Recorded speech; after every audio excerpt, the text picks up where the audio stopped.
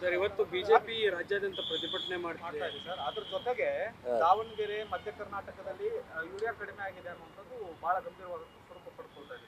ನಾನು ಮೊನ್ನೆ ಭಾಳ ಸ್ಪಷ್ಟವಾಗಿ ಯಾವ್ಯಾವ ಜಿಲ್ಲೆಯಲ್ಲಿ ಪ್ರಾಬ್ಲಮ್ ಇರ್ತಕ್ಕಂಥ ಜಿಲ್ಲೆಯಲ್ಲಿ ಎಷ್ಟೆಷ್ಟು ನಾವು ಸರಬರಾಜು ಮಾಡಿದ್ದೀವಿ ಅಂತ ಹೇಳಿ ಅಂಕಿಅಂಶ ಸಹಿತ ಕೊಟ್ಟಿದ್ದೀನಿ. ಮತ್ತು ನಾನು ಎಲ್ಲ ಡಿ ಸಿ ಅವ್ರಗಳ ಜೊತೆ ಮಾತಾಡಿದ್ದೀನಿ, ನಮ್ಮ ಜಾಯಿಂಟ್ ಡೈರೆಕ್ಟರ್ ಹತ್ರ ಮಾತಾಡಿದ್ದೀನಿ.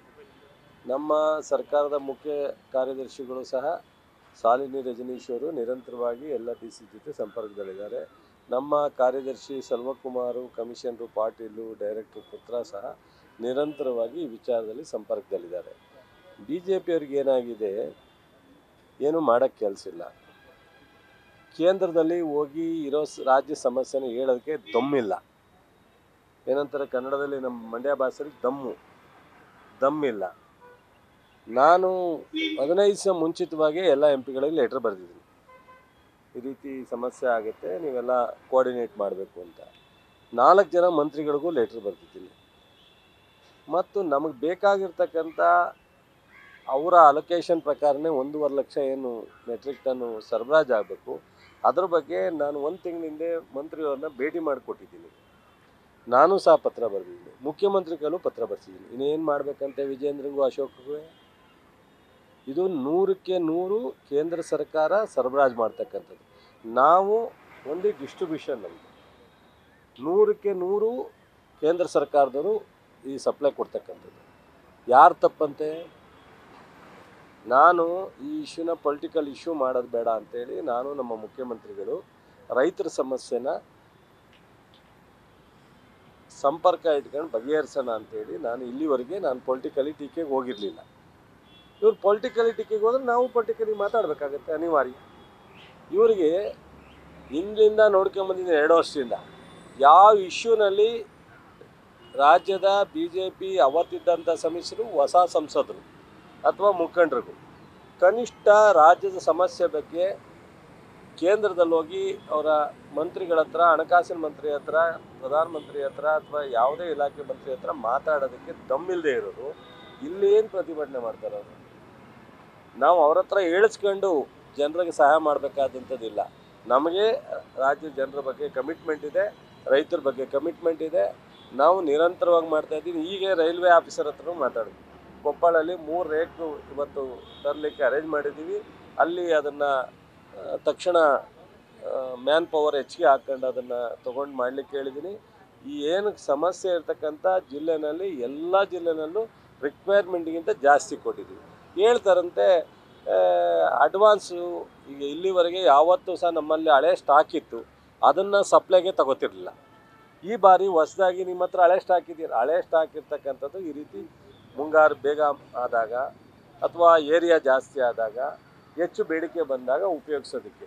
ಇವರು ಸಪ್ಲೈನ ಕಡಿಮೆ ಕೊಟ್ಬಿಟ್ಟು ಹಳೇದನ್ನು ಉಪಯೋಗಿಸಿ ಅಂತಂದರೆ ಮಾಡೋಕ್ಕಾಗಲ್ಲ. ಇದು 100ಕ್ಕೆ 100 ನಾನು ಇವತ್ತು ಹೇಳ್ತಾ ಇದ್ದೀನಿ. ಕೇಂದ್ರ ಸರ್ಕಾರದ ಮಂತ್ರಿಗಳ ಮೇಲೆ ನಾನು ದೂಷಣೆ ಮಾಡೋಕ್ಕೆ ಹೋಗಲ್ಲ. ನಾನು ಹಳೆ ಸ್ಟಾಕಿಗೆ ಕಂಪ್ಯಾರಿಸನ್ ಮಾಡಬೇಡಿ, ಏನು ಸಪ್ಲೈ ಮಾಡಬೇಕು ಅದನ್ನು ಕೊಡಿ ಅಂತ ನಾನು ಅವ್ರ ಮುಂದೆ ಡಿಮ್ಯಾಂಡ್ ಮಾಡಿದ್ದೀನಿ. ಅದನ್ನು ನಾನು ಪತ್ರ ಬರೆದಿದ್ದೀನಿ. ಆದರೆ ರಾಜ್ಯದ ಬಿ ಜೆ ಪಿಯವರು ಅವ್ರಿಗೇನಾದ್ರು ಈ ರಾಜ್ಯದ ರೈತರ ಬಗ್ಗೆ ಕಮಿಟ್ಮೆಂಟ್ ಇದ್ದರೆ, ಕನಿಕರ ಇದ್ದರೆ, ಅಥವಾ ಅವರ ಕಷ್ಟದಲ್ಲಿ ನಾವು ಆಗಬೇಕು ಅನ್ನಂಗಿದ್ರೆ ಕೇಂದ್ರದ ಜೊತೆ ಮಾತನಾಡಿ ತಕ್ಷಣ ನಮಗೆ ಬರಬೇಕಾದದನ್ನು ಸಪ್ಲೈ ಮಾಡೋಕ್ಕೆ ಹೇಳಿ. ಅದು ಬಿಟ್ಟು ಅವರು ರಾಜಕೀಯ ತೀಟ ತೀರ್ಸ್ಕೊಳ್ತೀನಿ ಅಂದರೆ ಇದೊಂದು ವಿಪರ್ಯಾಸ. ರೈತರ ಸಮಸ್ಯೆ ಮೇಲೂ ರಾಜಕಾರಣ ಮಾಡ್ತಾರೆ ಅಂದರೆ ಸೊ ನಾವೇನು ಮಾಡಲಿಕ್ಕಾಗಲ್ಲ. ವಿರೋಧ ಪಕ್ಷದಲ್ಲಿದ್ದಾರೆ, ಅವ್ರು ಮಾಡ್ಕೋಬೋದಷ್ಟೆ.